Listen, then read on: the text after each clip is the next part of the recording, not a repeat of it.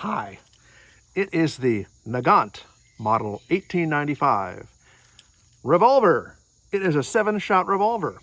It shoots these proprietorial 7.62 Nagant rounds. Looks wrong, doesn't it? Looks broken, doesn't it? No, I assure you, that's what it's supposed to look like. Being an old-fashioned revolver, you have to load it through a loading gate because this cylinder does not swing out. And it is single and double action. I'm going to do some double action ones first. Oh, I've got it on the lanyard, right? The lanyard, which works unless I want to shoot up. If a Stuka comes by, I can't shoot at it.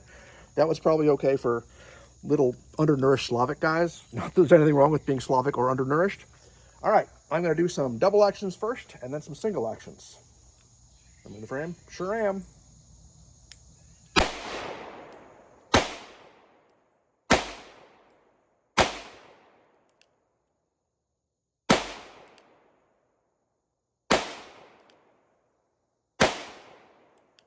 That was 7, right?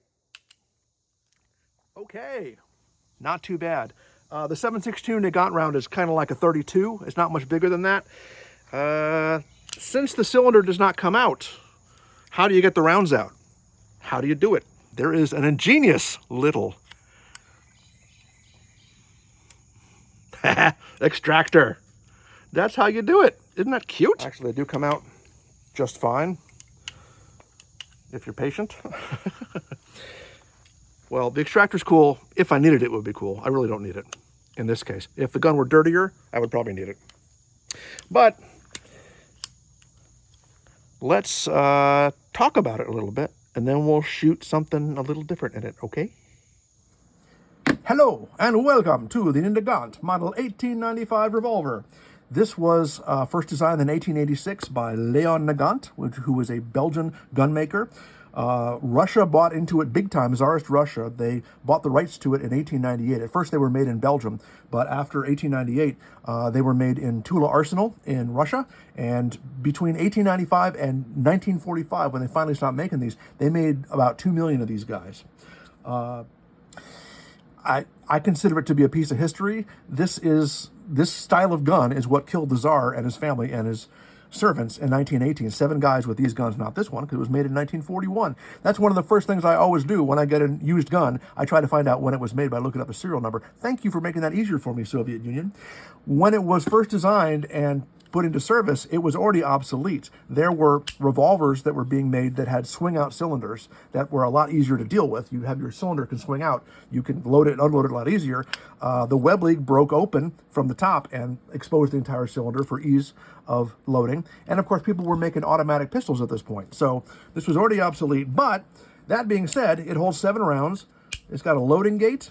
It's got this wonderful extractor, which I am so charmed by. I just think that's the most brilliant thing ever. It's just where it extracts it out. And when you don't need it, you just put it back in there and you close it and you put it away and you're done. It's out of your way. Yay. The other thing about this is very old-fashioned striker. That is the striker that hits the primer on the cartridge. So when you have 7 rounds loaded up in here and it's like that striker is resting on the primer. And what's going to happen when you dance a jig or you drop it or somebody punches you, it's going to go off in your holster.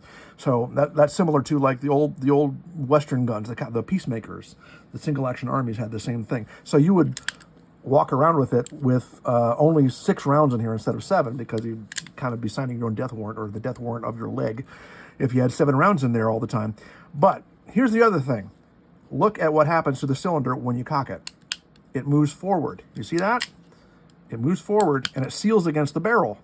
And this round with this little lip is in the barrel. That makes a complete seal. That is unique with revolvers. Revolvers always have that little spot open right there, and you lose some of your power. And this was an attempt to improve the performance of the round and get a few more feet per second out of it, and it did. It did improve it. I don't know if it improved it enough to really make it worth it, but the byproduct of this is the only revolver that could be reliably suppressed. Because any other revolver, you had that empty spot right there, and you're making noise out of there. So some of these were made to be, were used in suppressed fashion also. I don't know how many. Probably not a whole lot of them. The grips, to me, are just so gorgeous, and it's got a little grip panel in the back. It's got a tiny grip panel in the front, right there. Look at that. Somebody actually put that tiny grip panel. I don't know if you can see it, but this panel, and all these panels, I guess, were hatched while they were already attached to the gun. You can see where the scratches in the metal, where they were scratching it in. What are they doing? Labor intensive, but man, it's just so gorgeous. I love it. I've got the holster for it. It has some nice Russian marking in it. It's got room for 14 rounds in a little pouch. It's got a cleaning rod that goes right there. Isn't that adorable? Yes. And it's, of course, the old-fashioned kind that it flaps over and it keeps your gun nice and clean and dry, but is almost impossible to get out fast. But who cares? You don't need to get your gun out fast. Okay, I also read that the 32 Smith & Wesson long will chamber in this gun because it's essentially the same round, the same size round, and the same size bullet. And I did try it for our second go-around. Let's see how we do with the 32 S&WLs. Okay, I am going to try some Smith & Wesson longs.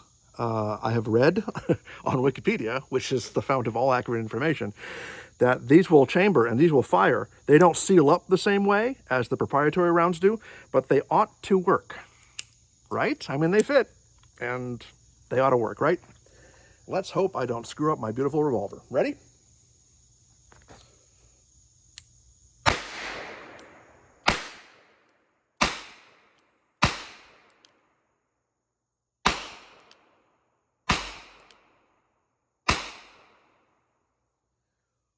Well, that is interesting. They smell worse than the proprietary rounds. That probably isn't part of the equation, but they felt just fine. They were a little bit lighter to shoot than the 7.62 Nagants. But let's take a look at how we did. Okay.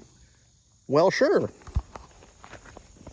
Not much to complain about. Not a target shooting pistol.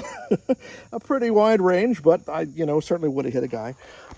Very beautiful, beautiful pistol. Easy to use other than the loading business, but that's to be expected in something this age.